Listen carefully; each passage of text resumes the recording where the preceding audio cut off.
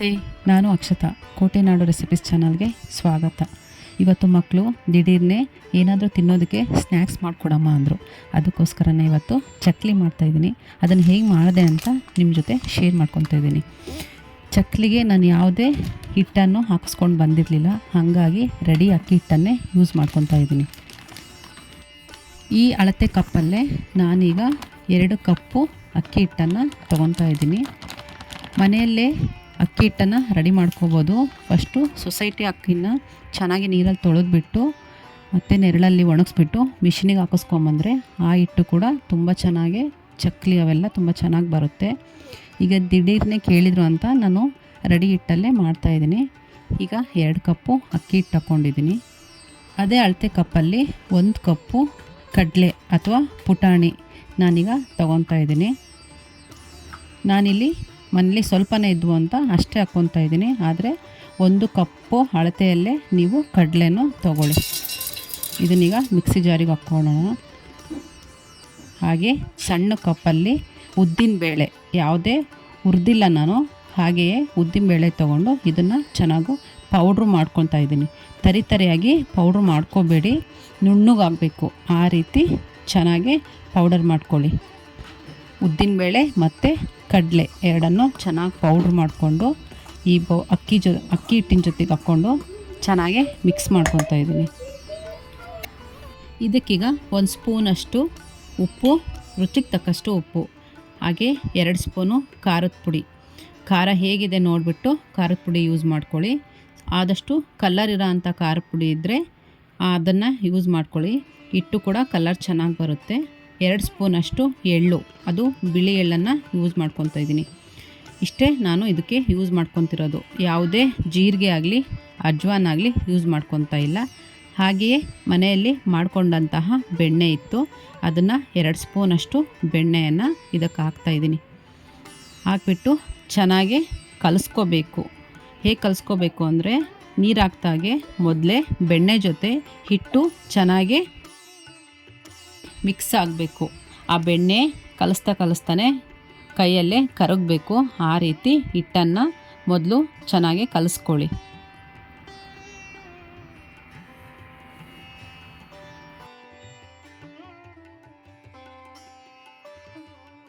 ಈಗ ಬೆಣ್ಣೆ ಎಲ್ಲ ಚೆನ್ನಾಗಿ ಕರಗಿದೆ. ಇದಕ್ಕೀಗ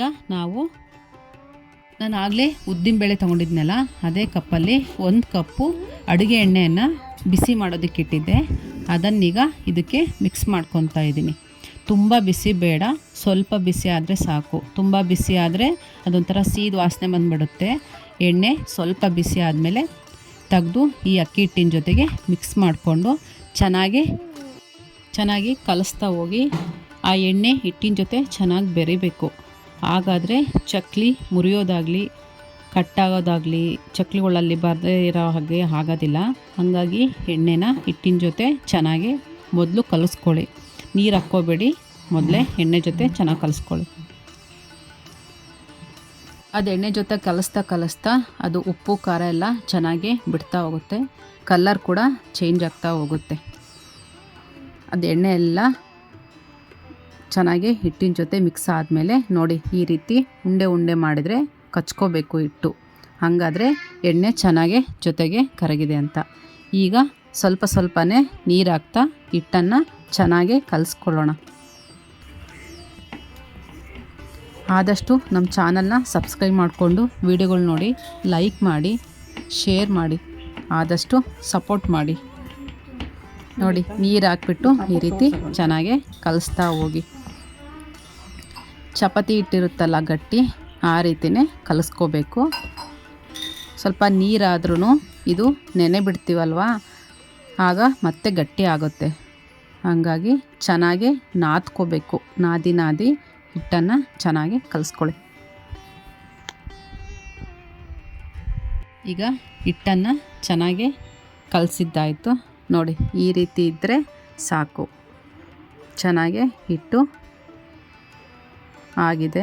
ಚಕ್ಲಿ ಕೂಡ ಚೆನ್ನಾಗಿ ಬರುತ್ತೆ. ಇದನ್ನೀಗ ನಾವು ಒಂದು ಅರ್ಧ ಗಂಟೆ ನೆನೆಯೋದಕ್ಕೆ ಬಿಡಬೇಕು.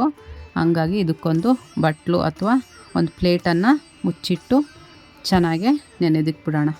ನೋಡಿ ಈ ರೀತಿ ಅಂದರೆ ಮೆತ್ತಗೆ ಒಳಗಡೆಗೆ ಹೋಗಬೇಕು. ಹಾಗಾದರೆ ಹಿಟ್ಟು ಚೆನ್ನಾಗಾಗಿದೆ ಅಂತ. ಈಗ ಇದನ್ನ ಒಂದು ಅರ್ಧ ಗಂಟೆ ನೆನೆದಿಟ್ಬಿಡೋಣ.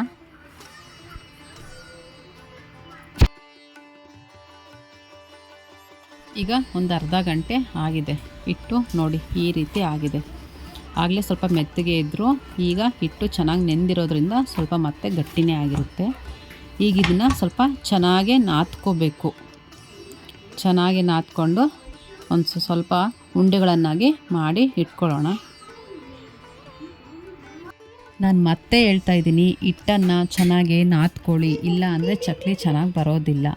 ಈಗ ಒಂದು ಸ್ವಲ್ಪ ಎಣ್ಣೆ ತೊಗೊಂಡು ಚಕ್ಲಿ ಒಳ್ಳು ರೆಡಿ ಮಾಡ್ಕೊಳ್ಳೋಣ. ಇದಕ್ಕೀಗ ಸ್ವಲ್ಪ ಎಣ್ಣೆನೆಲ್ಲ ಹಚ್ಕೋಬೇಕು. ಚಕ್ಲಿ ಒಳ್ಳು ಮತ್ತು ಆ ಶೇಪ್ ಬರುತ್ತಲ್ಲ ಅದಕ್ಕೆಲ್ಲ ಎಣ್ಣೆ ಚೆನ್ನಾಗಿ ಹಚ್ಕೊಳ್ಳಿ. ಆಗ ಹಿಟ್ಟು ಅದಕ್ಕೆ ಕಚ್ಕೊಳ್ಳೋದಿಲ್ಲ. ಚಕ್ಲಿ ಹಾಕುವಾಗ ನೀಟಾಗಿ ಚಕ್ಲಿ ಬರುತ್ತೆ. ನೋಡಿ ಈ ರೀತಿ ಎಲ್ಲ ಎಣ್ಣೆನ ಚೆನ್ನಾಗಿ ಹಚ್ಕೊಳ್ಳಿ. ಒಂದು ಸರಿ ಹಚ್ಕೊಂಡ್ರೆ ಸಾಕು, ಪದೇ ಪದೇ ಹಚ್ಕೊಳೋದು ಬೇಡ. ಸ್ಟಾರ್ಟಿಂಗ್ ಹಾಕ್ತೀವಲ್ಲ ಆಗ ಸ್ವಲ್ಪ ಹಚ್ಕೊಳ್ಳೋಣ. ಈಗ ಇದಕ್ಕೆ ಸ್ವಲ್ಪ ಹಿಟ್ಟನ್ನು ತುಂಬ್ಕೊಳ್ಳೋಣ. ಹಿಟ್ಟನ್ನೆಲ್ಲ ಫಿಲ್ ಮಾಡಿಕೊಂಡು ಈಗ ಮೇಲ್ಗಡೆ ಕ್ಯಾಪ್ ಇತ್ತಲ್ಲ ಅದನ್ನು ಕ್ಲೋಸ್ ಮಾಡ್ಕೊಳ್ಳೋಣ. ನೋಡಿ ಈ ರೀತಿ ಕ್ಲೋಸ್ ಮಾಡ್ಕೊಳ್ಳೋದು. ಈ ರೀತಿ ಕ್ಲೋಸ್ ಮಾಡಿಕೊಂಡು ಈಗ ಚಕ್ಲಿನ ಹಾಕ್ಕೊಳ್ಳೋಣ ಬನ್ನಿ.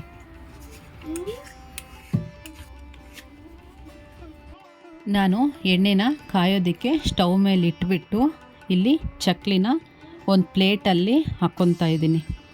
ತುಂಬ ಜನಕ್ಕೆ ಚಕ್ಲಿನ ಈ ರೀತಿ ಹಾಕಿಬಿಟ್ಟು ತೆಗೆದು ಬಾಣಲಿಯಲ್ಲಿ ಕರಿಯೋದಕ್ಕೆ ಹಾಕೋ ಅಷ್ಟೊತ್ತಿಗೆ ಕಟ್ಟಾಗುತ್ತೆ ಅಂತಾರೆ.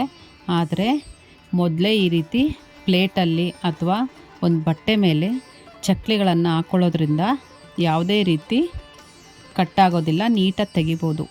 ಈ ರೀತಿ ಹಾಕಿ ಗಾಳಿಗೆ ಒಂದು 10-15 ನಿಮಿಷ ಬಿಡ್ತೀವಲ್ವ, ಆಗ ಅವು ಸ್ವಲ್ಪ ಗಟ್ಟಿಯಾಗಿರುತ್ತೆ.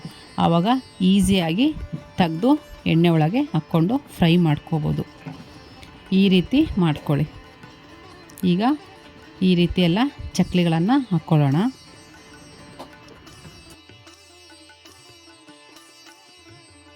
ನೋಡಿ ನಾನು ಪ್ಲೇಟಲ್ಲೆಲ್ಲ ಹಾಕಿದ ಮೇಲೆ ಒಂದು ಬಟ್ಟೆ ಹಾಸ್ಬಿಟ್ಟು ಅದ್ರ ಮೇಲೂ ಕೂಡ ಈ ರೀತಿ ಚಕ್ಲಿನ ಹಾಕ್ಕೊತಾ ಇದ್ದೀನಿ.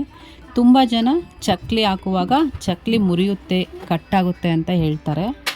ಆದರೆ ಚಕ್ಲಿ ಹಾಕುವಾಗ ಅದು ತಿರುಗಿಸ್ತಾ ಇರ್ತೀವಲ್ವ, ಜೋರಾಗಿ ತಿರುಗಿಸ್ಬಿಟ್ಟು ಬೇಗ ಬೇಗ ಶೇಪ್ ಮಾಡ್ಕೊತ ಹೋಗಬೇಕು. ನೀವೇನಾದರೂ ತಿರುಗಿಸ್ತಾ ಅಲ್ಲಿ ಸ್ಟಾಪ್ ಮಾಡಿಕೊಂಡ್ರೆ ಅಂದರೆ ಅಲ್ಲಿಗೆ ಅದು ಕಟ್ಟಾಗ್ತಾ ಹೋಗುತ್ತೆ. ಹಂಗಾಗಿ ಆಗ್ತಾನೆ ರೌಂಡ್ ಮಾಡ್ತಾ ಫಾಸ್ಟಾಗಿ ಮಾಡ್ಕೊಳ್ಳಿ. ಆವಾಗ ಚಕ್ಲಿ ಕಟ್ಟಾಗೋದಿಲ್ಲ, ನೀಟಾಗಿ ಬರುತ್ತೆ. ಈಗ ಎಣ್ಣೆನೂ ಚೆನ್ನಾಗೆ ಕಾದಿದೆ. ತುಂಬಾ ಎಣ್ಣೆ ಕಾಯಿಸ್ಬೇಡಿ. ಅದಕ್ಕೀಗ ಒಂದೊಂದೇ ತೆಗೆದು ಚಕ್ಲಿಗಳನ್ನು ಹಾಕ್ಕೊಳ್ಳೋಣ. ಜಾಸ್ತಿ ಚಕ್ಲಿ ಹಾಕ್ಕೊಂಡು ತಿರುಗ್ಸೋಕ್ಕಾಗದೇ ಇದ್ರೂ ಚಕ್ಲಿಗಳು ಮುರಿದೋಗುತ್ತೆ. ಅದಕ್ಕೆ ಒಂದು 4 ಹಾಕ್ಕೊಂಡು ಚಕ್ಲಿಗಳನ್ನು ಫ್ರೈ ಮಾಡ್ಕೊಳ್ಳಿ.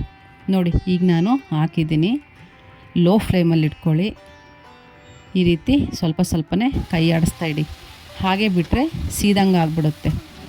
ಅದನ್ನು ತಿರುಗಿಸ್ತಾ ಚಕ್ಲಿಗಳನ್ನು ಚೆನ್ನಾಗಿ ಬೇಯಿಸ್ಕೊಳ್ಳಿ. ಯಾವುದೇ ಕಾರಣಕ್ಕೂ ಚಕ್ಲಿಗಳು ಕಟ್ ಆಗೋಲ್ಲ. ನಾನು ಹೇಳಿದ ರೀತಿ ಮಾಡಿ ಅದೇ ಪ್ರಮಾಣದಲ್ಲಿ ಹಿಟ್ಟುಗಳನ್ನು ತಗೊಳ್ಳಿ. ನೋಡಿ ಈ ರೀತಿ ಗೋಲ್ಡನ್ ಬ್ರೌನ್ ಕಲರ್ ಬಂದಮೇಲೆ ಚಕ್ಲಿಗಳನ್ನು ತೆಗೆದುಬಿಡೋಣ. ಅಕಸ್ಮಾತ್ ಹಿಂಗೂ ಮಾಡಿನೂ ನಿಮಗೆ ಚಕ್ಲಿಗಳು ಕಟ್ಟಾಗ್ತಾ ಇದೆ ಅಂದರೆ ಡೈರೆಕ್ಟಾಗಿ ಬಾಣಲಿಗೆ ಚಕ್ಲಿ ಒಳ್ಳಿಂದ ಈ ರೀತಿ ಚಕ್ಲಿಯನ್ನು ಹಾಕ್ಕೊಳ್ಳಿ. ಇದಕ್ಕೇ ಬೆಣ್ಣೆ ಮುರುಕು ಅಂತ ಹೇಳೋದು. ಚಕ್ಲಿಗಳನ್ನು ಎಣ್ಣೆಯಲ್ಲೇ ಹಾಕಿ ಅಲ್ಲೇ ಅದು ಪುಡಿ ಕೂಡ ಆಗುತ್ತೆ.